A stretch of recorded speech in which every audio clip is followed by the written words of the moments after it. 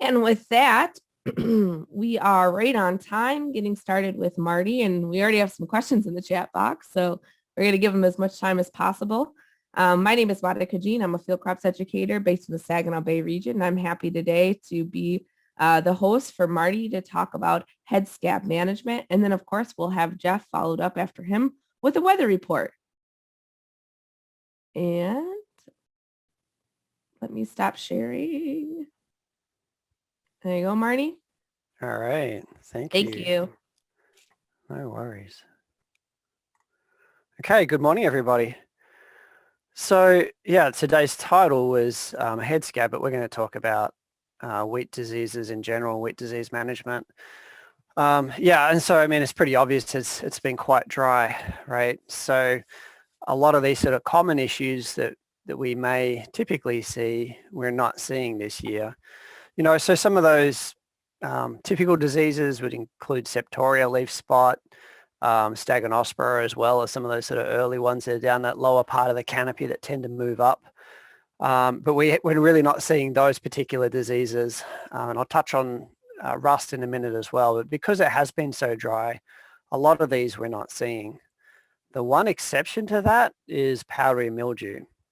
So most fungal diseases that we work with love a lot of free water, a lot of rainfall. Powdery mildew is the one exception to that, or one of the very few sort of exceptions to that. So it's favored by mild winters, cool and humid conditions with dew formation, but a lack of rainfall.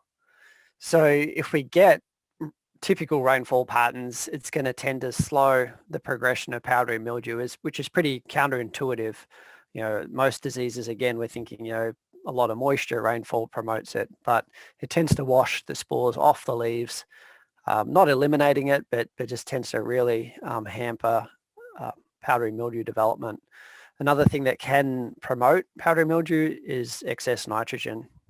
And we just had Dennis on the phone a second ago talking about a real life example here where variety selection is absolutely key. So there are very big differences between varieties in terms of their performance, their resistance to powdery mildew. It sounds like Dennis was seeing one field that was pretty much smoked with powdery mildew and one that had a lot less in it. And so this really, you know, should be factored in when we're thinking about management and use of a fungicide. Certainly, if we've got a very susceptible variety, you know, fungicide would be useful in that situation, given the weather conditions we've had for powdery mildew. Okay, I'll switch over to head scab. I mean, hopefully things do change and we do see some moisture. And I mean, I don't want to be necessarily worrying or wanting for a disease, but some moisture would be much appreciated at this point. So in terms of head scab, though, it's caused by Fusarium graminearum and a few other species, but Fusarium graminearum is the main species. So this is the same pathogen or group of pathogens that also causes corn ear rot or gibberella ear mold. So corn is a really good host for Fusarium head scab. It overwinters very well on that residue and produces those fruiting bodies early in the spring to release ascospores. It can also release conidia, so another type of spore from that corn residue, but it can release it from other grass crops. But we also see this pathogen infecting the roots of soybean, dry bean, and other crops. But again, corn is really something that we point to just because of the way that it really sort of is favored by that particular type of residue. So essentially, spores are splashed up or aerially dispersed, and they're going to infect through the flowers. And so protecting the flowers is really, really important in terms of managing head scab. And it's favored by warm, wet weather, which, you know, we're obviously lacking the moisture at this point in the season. Here's a slide from Martin Nagelkirk, just looking at head emergence and then flowering. So just to sort of define head emergence, we're looking, this would be a plant that's got full head emergence, right? We're all the way out, so we're at 10.5 here. 10.3 would be half of the head out of the boot there. And then from there, we're going to progress through flowering. And for flowering, what we're really looking at then, flowering will start in the middle part of the head and then spread up and then down on the head itself. And those anthers, when they first come out, they're yellow, loaded with pollen, and as they age, they'll turn white. And so it's really important to be able to identify this stage. The beginning of flowering is when we're just starting to see flowers on those heads. And it's really important to know that, again, because we want to apply those fungicides at that point in time to manage head scab. So we see optimal control from the beginning of flowering up until 7 days post the beginning of flowering. You go too early or too late, and then the efficacy really drops off pretty sharply. And at this stage on campus, we're currently in the boot stage. So this is a trial looking at some different fungicides. The typical products that we're looking to at this point in time are Prosaro, Carumba, and Miravis Ace. So I've got this just some data I pulled from 2019 here, looking at Prosaro, Carumba, and Miravis Ace, all looking relatively similar for head scab control, which is shown in blue here compared to the untreated check, and then the amount of DON in that orange color there. So no statistical difference in DON, but that's what we're seeing. So they're all quite good products for reducing. They're not silver bullets though, and that's really, really important to recognize. Typically we see probably about a 50% reduction in the amount of head scab, and somewhere in that similar sort of range for the amount of vomitoxin or DON reduction. So they're helpful tools. They certainly do reduce scab and subsequent mycotoxins, but they do not eliminate it. In this particular trial, we also had some follow-up treatments, which is something that we wouldn't typically do, like Miravis Ace followed by Prosaro or Carumba, which did help to lower things a little bit more. And then in this case too, we also looked at Miravis Ace at half head emergence. Sometimes we see control at that half head emergence stage, and I have seen data with Carumba applied that early as well. But we certainly don't recommend that. We really recommend that you wait until you see flowers. We see a much more variable response when we start applying it just at that head emergence stage. Please wait until you start to see flowers to begin that week window of application. All right. Oh, sorry. Oh, okay. So if you're looking for a handy sheet for fungicide efficacy for wheat diseases, we do have those out there. So this is a multi-university data sheet that we produce based on the types of trials that I was just showing you then. So you can look for this by going to the cropprotectionnetwork.org or just Google Crop Protection Network, and you'll be able to find similar resources for corn, soy as well. And again, Prosaro, Carumba, and Miravis Ace are really our go-to tools here. So we do have a Fusarium risk prediction tool as well, and not surprisingly, given the dry conditions we're seeing, we're seeing essentially very, very low risk for head scab. But this is a helpful site as we get into flowering stages to keep an eye on, especially if the weather changes, to get a sense of how has the amount of risk changed. And this model is really driven by moisture and some temperature parameters. So just to sort of summarize head scab management, I've got a couple other things on foliar disease management here. I didn't show you a data slide, but resistant variety is key. We can have the biggest impact by selecting a good variety with good resistance. So if you've been battling head scab year after year, certainly make sure you talk to your seed dealer about what is the susceptibility of the variety you're using. There's nothing that's completely immune to head scab, but there certainly are some pretty big differences between varieties. So certainly consider that. Second to that would be a fungicide application like we just talked about, from flowering up to about 6 days post the beginning of flowering. And a really important point here when we're thinking about fungicides is do not use a strobilurin or a QOI once we have head emergence. So once that starts to, or once we're even in the boot, so once that starts to occur, we can actually exacerbate the amount of mycotoxin that accumulates in the grain.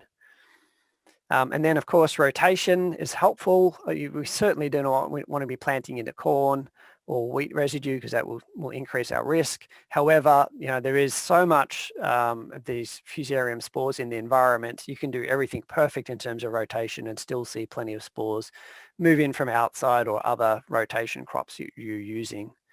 And then if we can manage for uniformity too, that helps with timing that fungicide to really try and hit everything as it's flowering in a fairly uniform manner.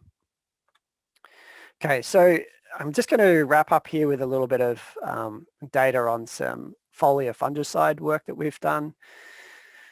So I've had a student that just finished up, and one of the questions we looked at or wanted to get a sense of is what is sort of the economic return of some of these fungicide timings.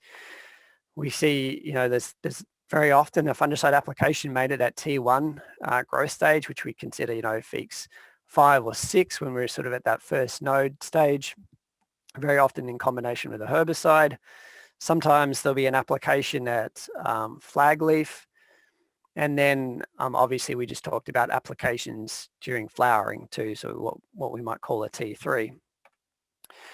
So Michaela was a student that worked on this, and we used data from a number of different groups. So Kurt Steinke, Martin Nagelkirk, and our own data to have a look at how these were performing across trials. And Michaela used an analysis technique called meta-analysis to look at many, many trials together rather than looking at a few individually. And so she had a lot of plot observations. These were the number of studies for the different timings that we had.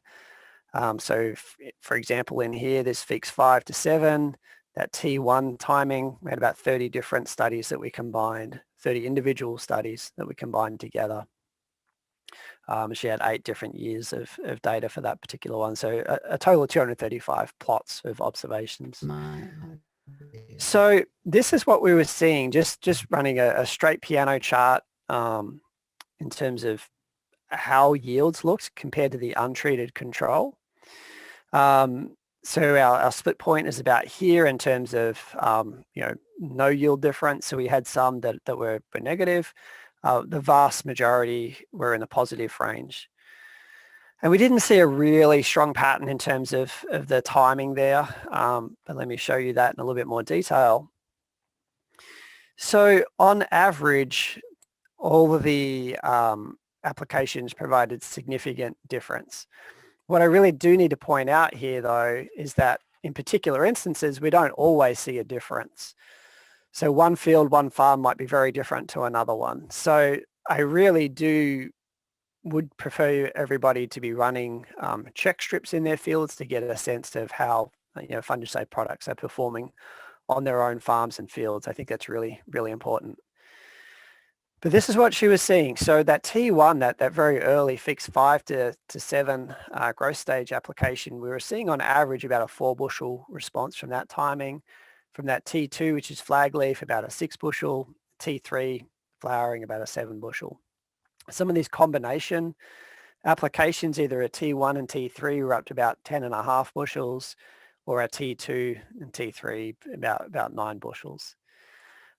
We didn't tend to see, we have some other data looking at 3 applications. We didn't really tend to see any additional benefit above the 2 applications that I'm showing you here.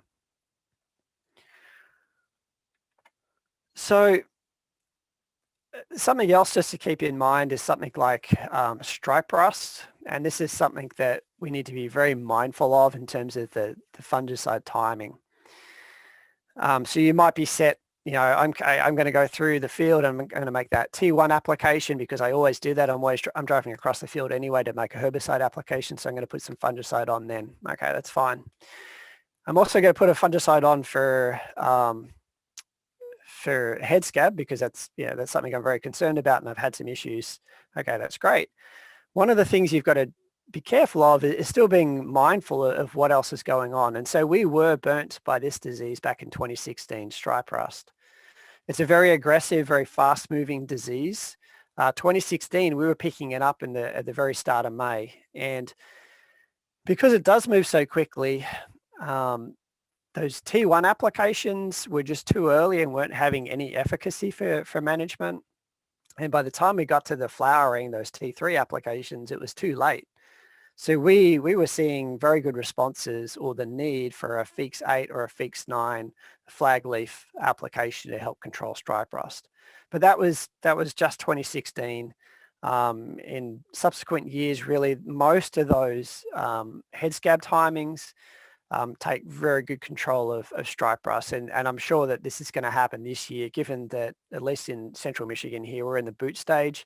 So waiting until we have flowers on over the next week, should be fine for stripe rust management. So this is a website you can go to as well to look at that. So far, it's only been found in southern and central Illinois. It's no further close to us, and there hasn't been a lot of other reports. So I'm really not too concerned about stripe rust this year. Again, that timing, if we're putting something on for head scab, is probably going to keep that under control should that start to blow up. And I'll leave it at that, and just a quick shout out to Michigan Wheat, and I'll switch over to Jeff, I think. All right. So it looked like we have a question in here for Jeff. We have a few crops that are near full sunlight interception, wheat and grass hay or alfalfa. What would the potential evapotranspiration be for the next week and the hot days to come next week? Right, and just did a real quick one on the try to respond to the chat. But the bottom line is it's going to be high. So the numbers here, and the two crops I think that Lyndon mentioned were certainly wheat, which is rapidly approaching full canopy, and alfalfa as we approach a first cut. For those, you're going to be up near that potential reference, probably 0.2 to 1/4 of an inch per day. Now it will be a little bit less than that once we move probably to the maybe to Monday, Tuesday timeframe. But for the next few days, it's going to be in probably pushing 1/4 of an inch a day. So very, very high. And again, think about that water storage that we've had. We're already relying on storage for all those crops, and it's limited. So the actual numbers may be less than that, but the 0.2 to 1/4 inch would be the potential rate if the water were there. So unusually high for late May. Okay, and then we have some comments about alfalfa weevil. It looks like someone's noticed them in Saginaw County, and Paul has confirmed that there's some around the central Michigan area. Chris said she swept fields on campus. Weevils are there, but tip feeding wouldn't be enough to treat. The threshold is 40% of stems with weevils feeding, and it's 2 weeks before cutting. Preferred method of control is always cutting. So looks like that's all the questions we have right now. Monica, there was a question early on about the dry weather and how can there be so much powdery mildew? And hopefully Marty can answer that question for us. Marty did mention powdery mildew likes the warmer weather, but I'm sorry, go ahead, Marty. Yeah, that's fine. So actually the heat, if we are going, if the heat sort of comes through, that's going to shut it down. So it's been these, fairly moderate temperatures that result in high humidity in the canopy and a little bit of dew formation. If we were to get any rain, that would shut it down, or if we get, stay dry but get warmer into the 80s here, that's also going to shut it down. But yeah, go ahead. It's just one of those rare diseases that prefers not to have rain on it, right? So just dew and high humidity. So yeah. Thanks, Marty. Yep. Clay, did you have a question you wanted to ask?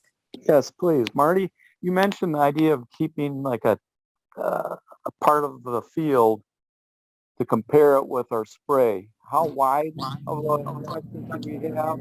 Should it be on the west side, east side, headland, middle? That's a really good question, Clay. So you've got to be really careful there, right? And this is why we do randomizations and replications, right? Because it can be misleading if you treat your best side of the field with a fungicide and leave your poor part of the field without a fungicide. Well, of course you're going to see a difference, right? So you have to be very careful of tile lines, soil types, tree effects. Like there's a whole host of things. But what I'm suggesting that is, especially if you're the one going across the field, is, turn that sprayer off for at least an area that you can collect some data with the combine when you go back through it. And something that you can hopefully take a bit of a look at too as the season progresses. I just think it's really helpful to get some sort of sense of what is your return on investment rate. It certainly does not beat or compare to like a replicated trial where we can get more precise data and some real, stronger estimates on the performance. But I just really feel that some form of check can be very, very instructive. All right. Chris, did you have something? I see you popped up here. Did you have something you wanted to say? Yeah, from a bug standpoint, I mean, I don't know what Marty thinks, but I'd rather see 3 separate little untreated areas than one in your crappy part of the headland. That is a lot. That tells a lot more to me if I can go back to those 3 places, 3 or 4 little places. It's a pain in the butt sometimes, but it's really helpful actually. Yeah, I couldn't agree more, Chris. I mean, I guess, yeah, absolutely. Right. Yeah. I do have, I guess keep on with the fungus questions, but Mike Staten and I had an insect thing, and I've got to leave at 8. So if we. Yeah, it looks like you guys answered Clay's question here, so we can move on because Mike did say he wanted to discuss seed corn maggot and replant decisions for soybeans. So I would say go right ahead. All right. Thanks for the opportunity. Yeah, I had an opportunity to visit a field down here in Southwest Michigan that was planted quite early, April 24th, and took it a while to get out of the ground. Visited the field midweek this week and a couple days ago, and poor emergence, slow emergence, and got digging around, and seed corn maggot was prevalent in the field. And it's not your typical scenario. And so I did involve Chris in this, and that, Chris, I really would like your comments as well, in that there was no cover crop. There was no manure applied to the field. It was tilled, and it did have the typical winter annual weeds, chickweed and purple dead nettle, those kinds of things that were incorporated into the soil. So that's kind of the situation.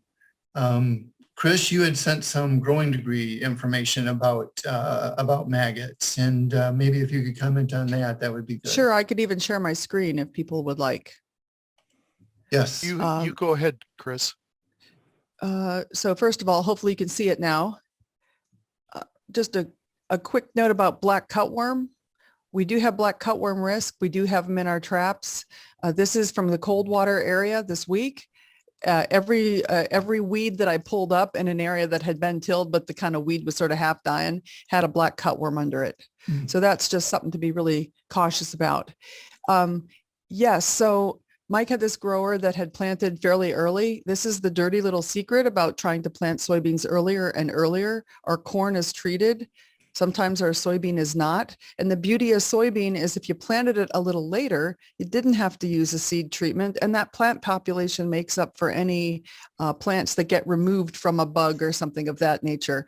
But when we're pushing those planting dates back, now we're into this situation where seed corn maggot can become a problem.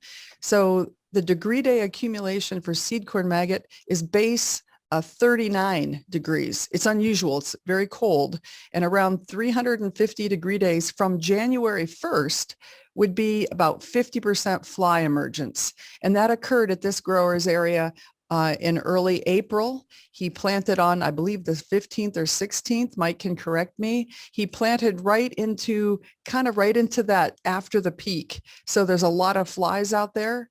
He got a lot of damage. This isn't a picture of the damage that I'm showing. And if you add about 450 degree days after 300, you get 800. And at about 800, he would be pupating. The damage will be over. And that on the 17th, he was at 790. So he should be pupating now.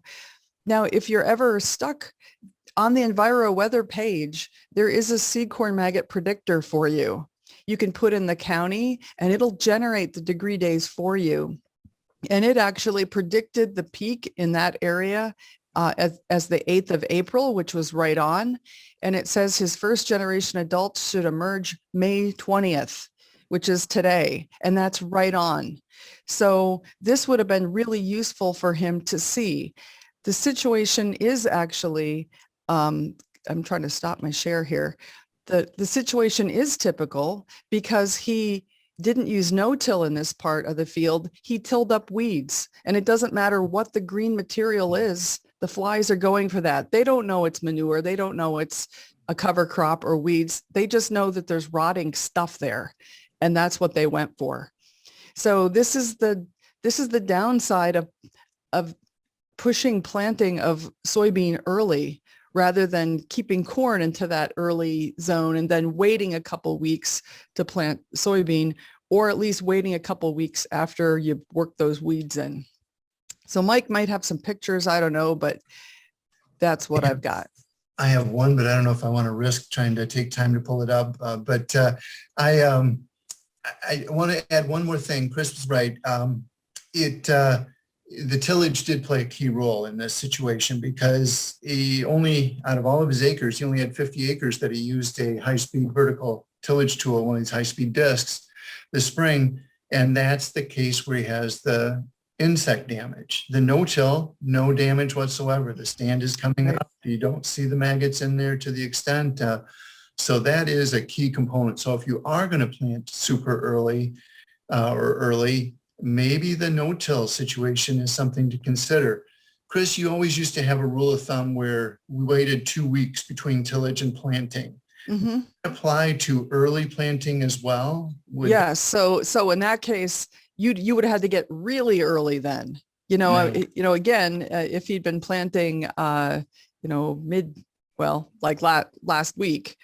I know Christy had texted me earlier today that it really doesn't matter if we don't get any rain, the soybeans aren't coming up anyway. So it's sort of, we hope we get rain to even see a little bit of the seed corn maggot damage. And that little bit of damage on the cotyledon, those little tiny bits, though that isn't significant. But what Mike described to me was gushy loss of the growing point, disgusting 10 maggots per plant. And in that case, that stand is probably gone.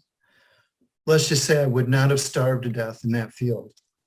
I could have resorted to maggots. Now, if he goes back to plant, the adult emergence is going to happen, and that generation is not typically going to attack anymore. It's warm, things come out of the ground, so you typically don't think about a seed treatment. If you do want to see pictures, if you go to the Purdue newsletter for this week, it's the top story. They're seeing the same thing. Growers planted early, got seed corn maggot issues on beans, which isn't very typical. So they've got some nice pictures. I just wanted to add the black cutworm you mentioned, Chris. Some of our traps, we have like a merrill, hemlock, and then one in Crystal, Michigan. They've kind of had hot pockets of in the teens and one in the 20 for capturing moths. Right. So that would be called an intensive capture. Yeah. Yep. Yeah. And all the other ones kind of like north, south, east, west of 127 have been more in the 1s, 3s, not as, but we did have some pockets there, Merrill, Hemlock, and Crystal, Michigan, where it looks like those farmers should be probably scouting, checking some stuff out. So. I did look up our armyworm from last year when it was in the damaging time frame. The pictures I took were the 19th of June. So I think that, if we have an event where things come north, where, Jeff will bring the armyworms north or something, I think we'll pick that up in our trapping network. Okay. All right. It looks like we have a question here. Will we lose the ability to control weeds if we don't get rain soon? Do we have Christy or Aaron?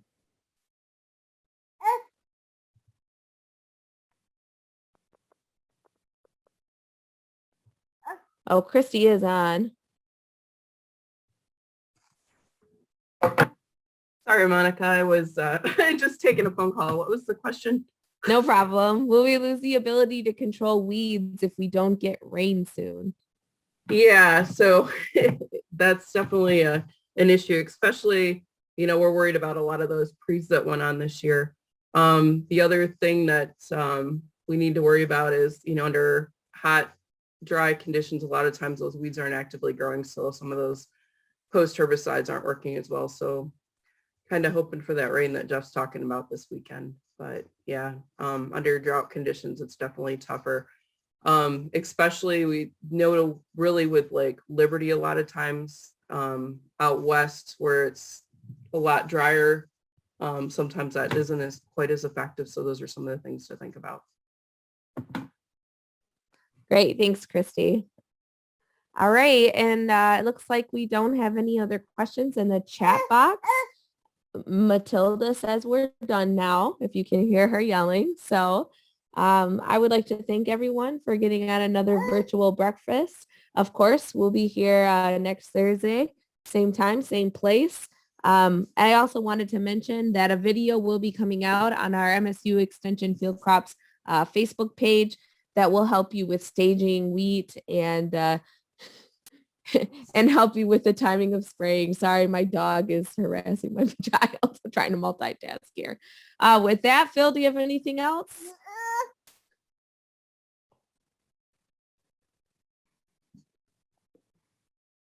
All right, hearing none. Thank you everyone again and have a wonderful day. Let's hope for some rain.